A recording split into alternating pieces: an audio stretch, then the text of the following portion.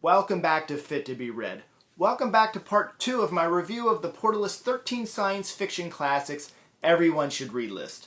Full disclosure, I've read each book on this list at least twice. Full disclosure, since launching Fit to be Read, I've been chomping at the bit to do a top 10 greatest science fiction books episode.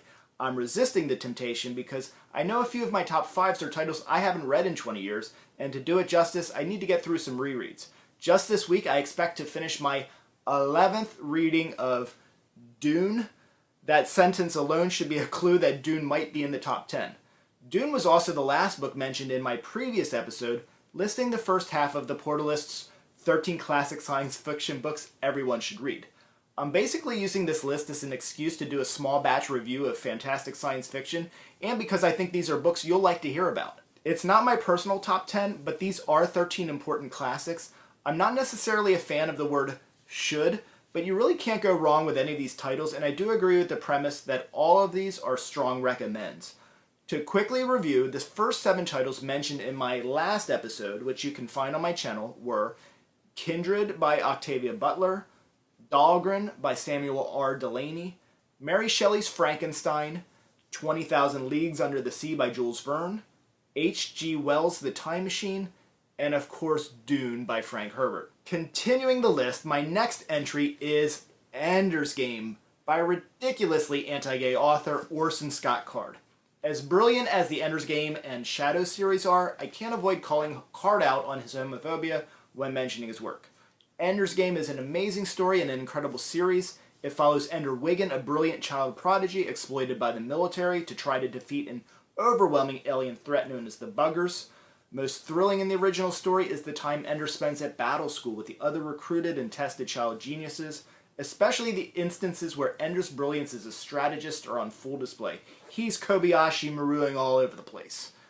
It's a great understatement to say that how Ender interacts with and faces the Buggers is one of the great legendary moments in science fiction. Moving on from one Dick to another, next on the list is Philip K. Dick's Do Androids Dream of Electric Sheep? The setting here is San Francisco in 2021. The Earth is riddled with toxic dust resulting from a recent global war, referenced as World War Terminus. Much of the population has been relocated off of Earth with the incentive that everyone who emigrated received a complimentary, sophisticated android servant. I guess the toxic dust wasn't enough of a motivator. No, I want my robot. Okay. The exception were those individuals labeled specials who were too far damaged or diminished due to radiation poisoning. They were resigned to remain on Earth. Others chose to remain on Earth or were in some other ways compelled to remain. Those reasons could include financial situation or the necessity of their occupation. An interesting wrinkle in the story is that those who remain on Earth value owning animals. Many are extinct and all are rare, as a symbol of status and worth. Those who can't afford a real animal may opt for a convincing android animal substitute. In the case of Rick Deckard, the mechanical animal of choice is an electric sheep. Rick Deckard, the protagonist in the novel, is a bounty hunter for the San Francisco Police Department. He remains on Earth because his job of hunting rogue androids is a necessity. This job has recently become more difficult as the new Nexus 6 androids very closely resemble humans and are nearly unidentifiable as androids. Androids are hunted and retired, destroyed and killed, because their presence means that they had murdered on Mars and fled to Earth. Empathy is the central theme in the story and manifests in many ways. Dick also raises questions of humanity and what it means to be human. The fear of these androids becoming more lifelike enough to pass tests which are given to prove these androids lack that which humans alone possess, a soul. It's a threat to the validation that humans need to feel special and superior. We need them to be more like robots, otherwise what makes us so special? Speaking of special, our next masterpiece, a special work of art and a brilliant collection of short stories by the inimitable Ray Bradbury. I'm speaking of the Martian Chronicles. First published in 1950, the book immediately stands out by flipping the idea of aliens from another planet invading or visiting the Earth. Bradbury imagines, in a very brilliant, thought-provoking, brain-twisting, and trippy way, what it might be like on Mars if we were the invaders or visitors.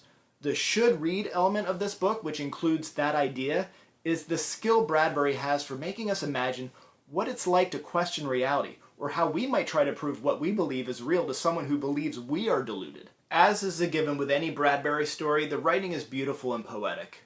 Next on the Portalist list stands out for two reasons. One, because it's absolutely magnificent, and two, because if there's a list of should-reads, science fiction or otherwise, Isaac Asimov should be represented no less than twice on the list.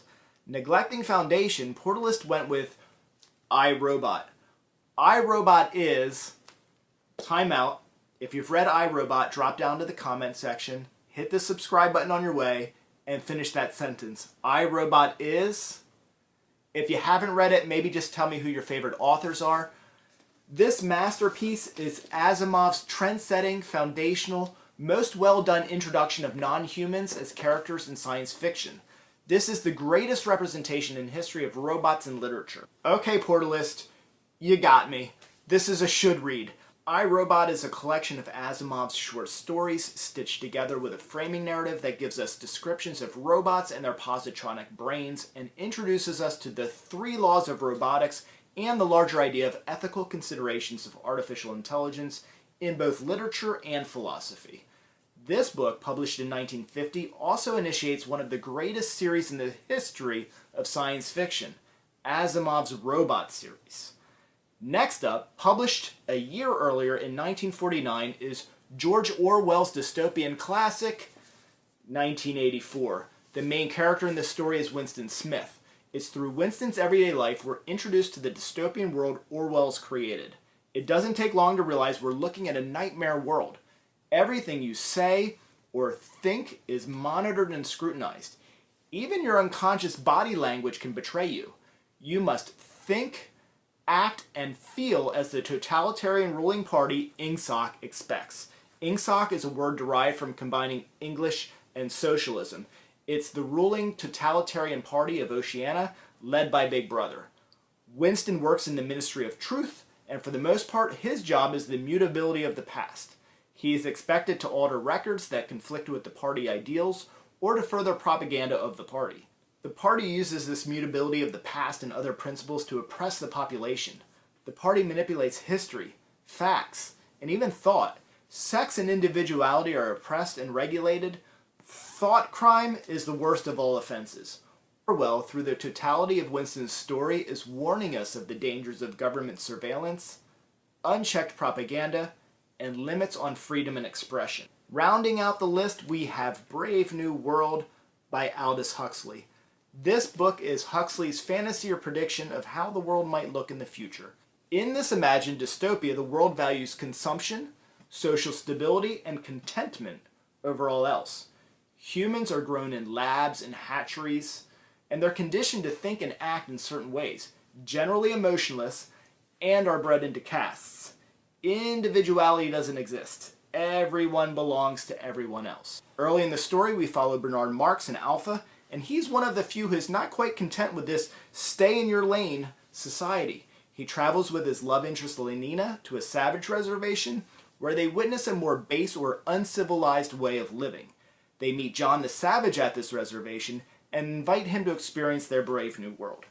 Huxley's work is satire, exaggerates elements of society he finds ridiculous or dangerous: big government, overbearing and inflated institutions, eugenics, and sexual inhibition. Huxley's goal is to open people's minds to this, and the potential threat of rampant consumerism, the totalitarian state, contented domination, and misuse of technology. Because 1984 and Brave New World share so many relevant parallels with our world today, it's not hard to fathom why they'd be on a list of should-reads. Just like the last video, I'm going to wedge in a couple of titles not on the list, but very well could or should be. Because there's about 40 titles that I think could be on here, I'm going to limit myself to works by only the 6 authors I've just spoke of. First is Speaker for the Dead. It's uncomfortable bringing up Card again, but this might be the best science fiction novel I've read to date. And this is from among about 200 or 300 science fiction books I've read. This is very different from Ender's Game. Ender's much older, he's 35, and this is 3,000 years since the events of Ender's Game. As alluded to earlier, Asimov's Foundation and the Foundation series glaringly is missing from this list. Ray Bradbury's Fahrenheit 451 would also be a great addition. And finally, Philip K. Dick's Man in the High Castle would be right at home on this list as well. Portalist put this list out in 2018 and could easily put the same list out 2 decades from now, and these books would still be worthy of this discussion. If you haven't subscribed or commented yet, now's the time. And click the notification bell and YouTube will remind you every Thursday at 1 p.m. for my next videos. Now give me 50 push-ups. No? Okay, then just ring the notification bell, ring out, and I'll give you a pass. What's that, Sasha? I said end it. Okay. Thank you for watching.